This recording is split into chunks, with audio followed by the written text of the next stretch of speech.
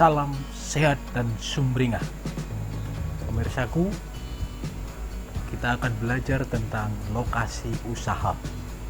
Dalam video kali ini kita akan belajar tentang bagaimana cara kita memilih lokasi untuk kita membuka suatu usaha. Apapun usaha Anda, para pemirsa sekalian, lokasi ini akan menentukan salah satu keberhasilan kita di dalam berusaha. Dalam video kali ini Anda sekalian mau saya ajak berjalan-jalan.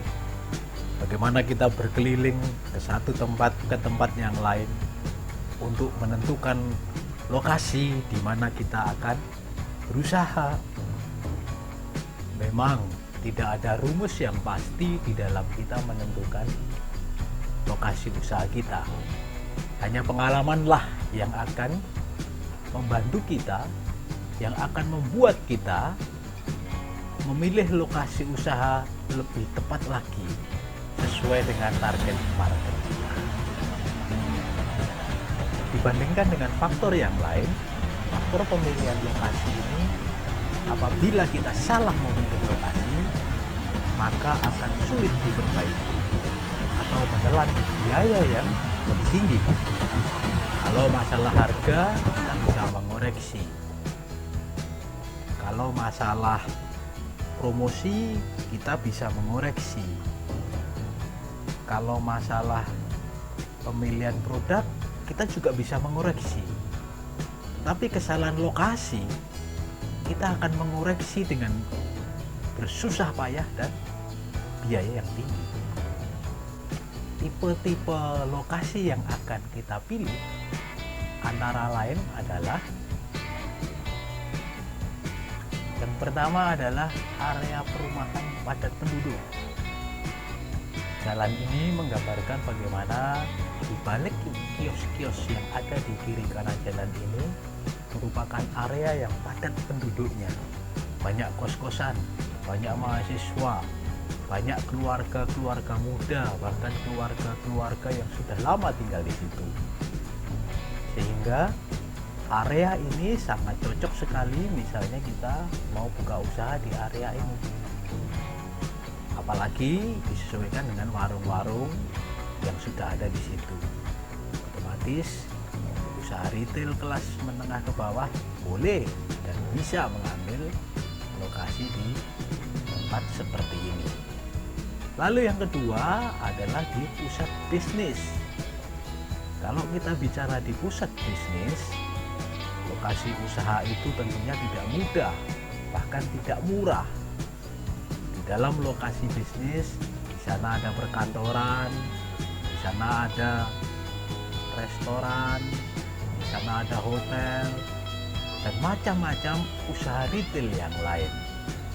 Di mana di dalam sentral bisnis ini atau di dalam pusat bisnis ini banyak juga karyawan-karyawan yang membutuhkan makanan, sehingga kita bisa membuka warung makan di sana. Ada mall, di mana mall ini juga banyak sekali karyawan, laki-laki, perempuan, tua muda, dan disitulah kesempatan kita untuk membuka lokasi usaha.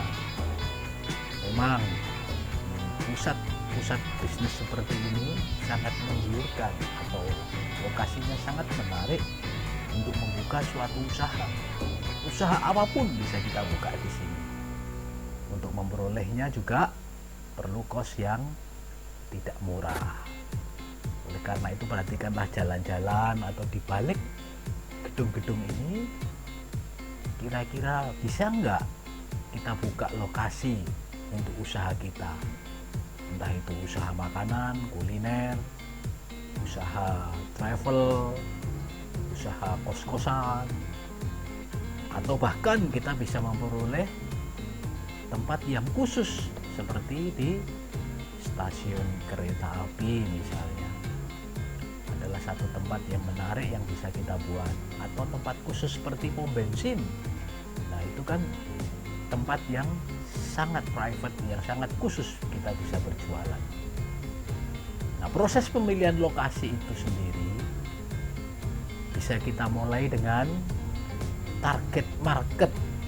Jangan lupa kita buka usaha lokasi di tempat itu, siapa target market yang akan kita tuju, siapa calon konsumen yang akan kita layani, sehingga lokasi kita benar-benar menjadi lokasi yang tidak salah, paling tidak punya tingkat kesalahan yang tidak begitu banyak.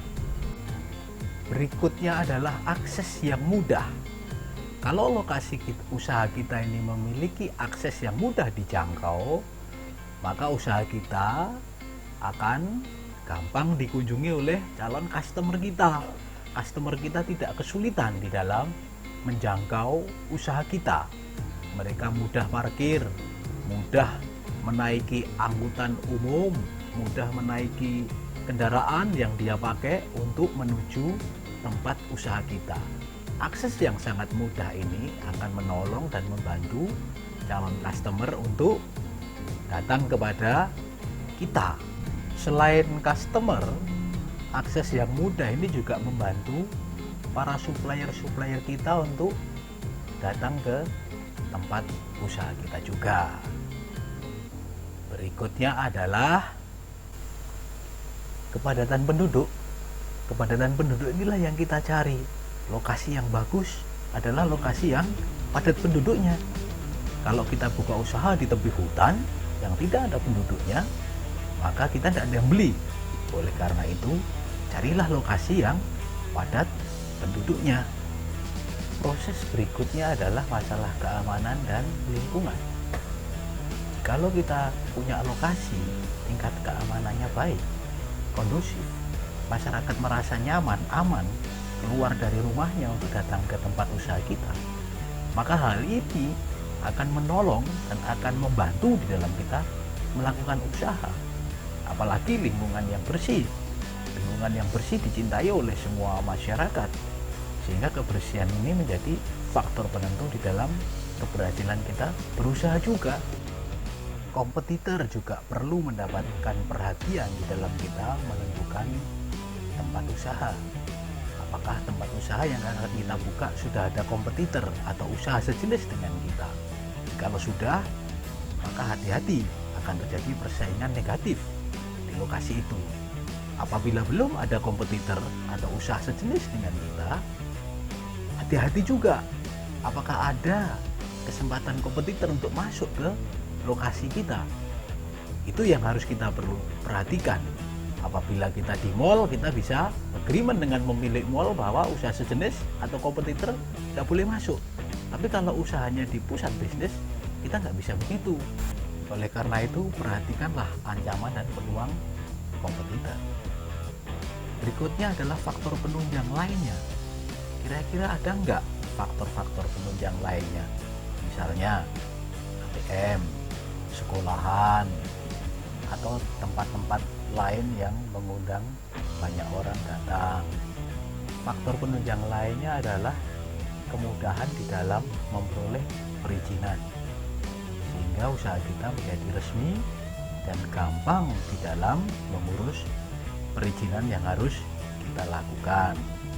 Dua hal penting dalam pemilihan lokasi yang sudah saya sampaikan di depan. Yang pertama adalah kriteria, lalu yang kedua adalah proses pemilihan lokasi, dan ini yang ketiga, yaitu kita akan beli, sewa, atau BOT.